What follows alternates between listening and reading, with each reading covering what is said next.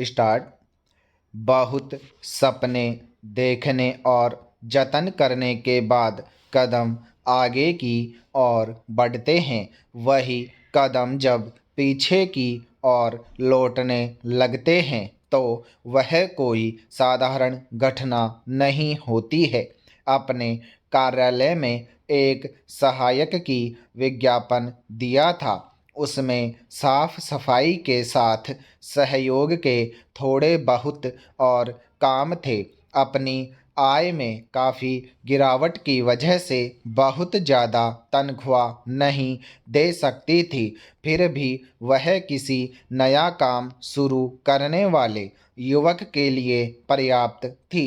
उम्मीद थी कि कोई नई उम्र का ज़रूरतमंद युवा संपर्क करेगा, पर उस वक्त बहुत हैरत हुई जब इस विज्ञापन के बाद काम के लिए लोग आने लगे।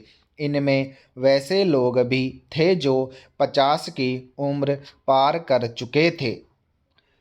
मैंने ऐसे लोगों से जानना चाहा कि क्या वजह है कि आप इस उम्र में यहाँ यह काम करने के लिए तैयार हैं। उन लोगों ने जो बताया वह काफ़ी दुखद और चौंकाने वाला था। उनमें से ज़्यादातर के साथ ऐसा हुआ था कि उनका कोई अपना छोटा मोटा कारोबार था जो पूर्णबंदी की वजह से बंद हो गया था। एक वरिष्ठ व्यक्ति की आप बीती तो कुछ इस तरह थी कि वे मुंबई में सुरक्षा गार्ड की एजेंसी चलाते थे। महामारी के बाद पूर्णबंदी लागू हुई तो सुरक्षा गार्डों की मांग में गिरावट आई और आखिर उनकी कंपनी बंद हो गई। उनके साथ जो काम करने वाले थे वे अलग अलग प्रदेशों के गांव से आए थे, जो पूर्णबंदी के बाद अपने घर लौट गए।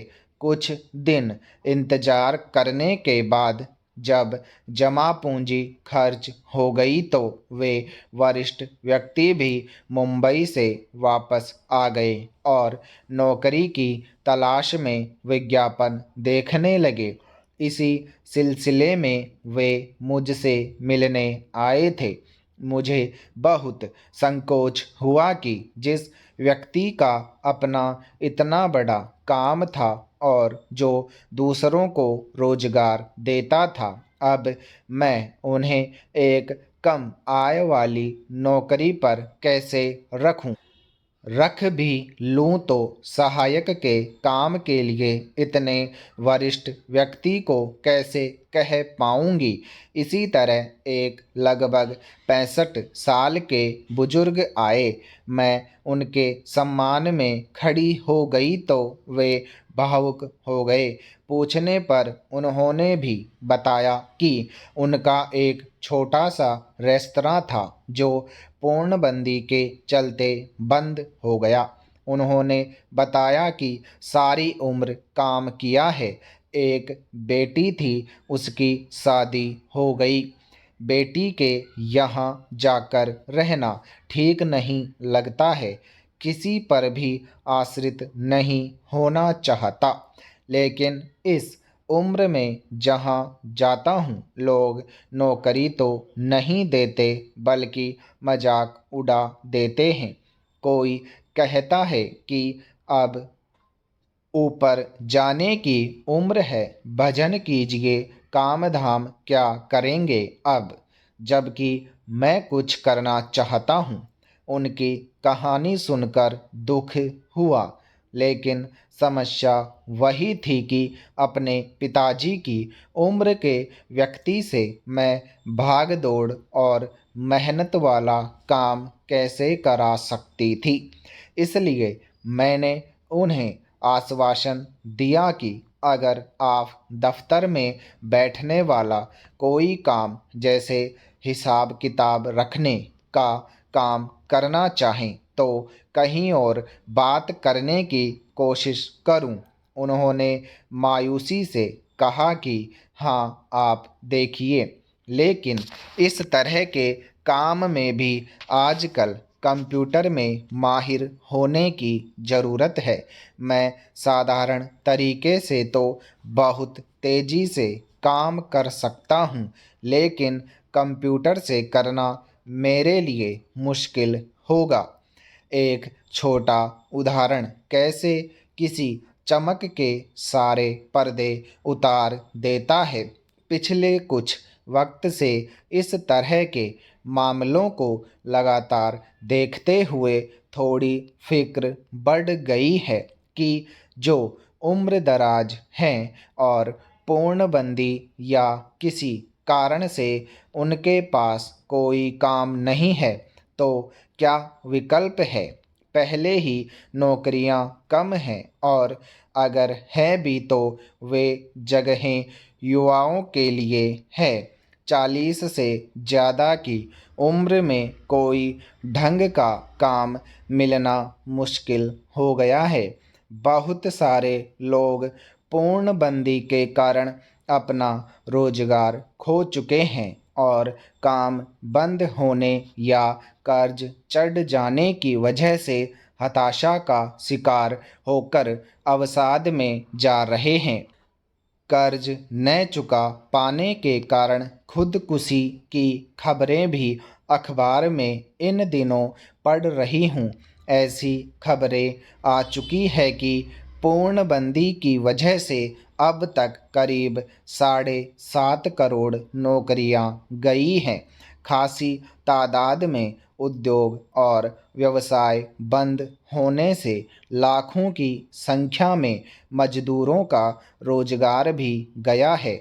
इस स्थिति में बहुत पढ़े लिखे लोग भी हर काम करने को तैयार हैं।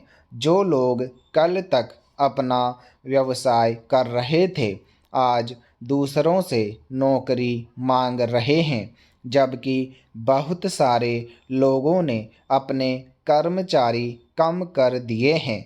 ऐसे में अगर महामारी की मार और बंदी जैसे हालात फिर पैदा होते हैं, तो अंदाज़ा लगाया जा सकता है कि वह हताशा और अवसाद के किस और कितने बड़े दायरे में अंधेरे की वजह बनेगा। पैरा महिलाएं भारत की जनसंख्या का आधा हिस्सा हैं।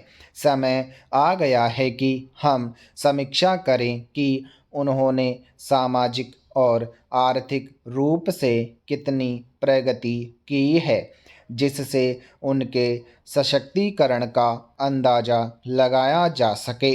यह दुखद है कि कुछ अपवादों को छोड़कर पेशेवर और सार्वजनिक जीवन में महिलाओं का प्रतिनिधित्व बहुत कम है। संयुक्त राष्ट्र की मानव विकास रिपोर्ट में लैंगिक असमानता सूचकांक को देखा जाए तो भारत 159 देशों में 125वें स्थान पर है। विश्व आर्थिक फोरम के जेंडर गैप इंडेक्स पर भी भारत 144 देशों में 108वें स्थान पर है। पिछले साल के मुकाबले भारत यहाँ 21 पायदान फिसला है। लड़कियों के साथ भेदभाव बचपन से ही शुरू हो जाता है। लड़कों की तुलना में लड़कियों को सर्वश्रेष्ठ इलाज नहीं मिलता है और न ही उन्हें खाने में सबसे बेहतर चीज़ें मिलती हैं। कम आय वाले घरों में लड़कियों को कुपोषण के बीच बड़ी होती हैं और जीवन में आगे चलकर एनीमिया यानी रक्ताल्पता का शिकार हो जाती है। भारत में 14 से 49 साल की 51% महिलाएं एनीमिया का शिकार हैं, जो दुनिया में अधिकतम है। यह बच्चे को जन्म देने के समय खतरे का सबब बनता है। भारत में जन्म देते हुए माताओं की मृत्यु दर बहुत ज़्यादा होने के पीछे यह एक प्रमुख कारण है। स्टॉप।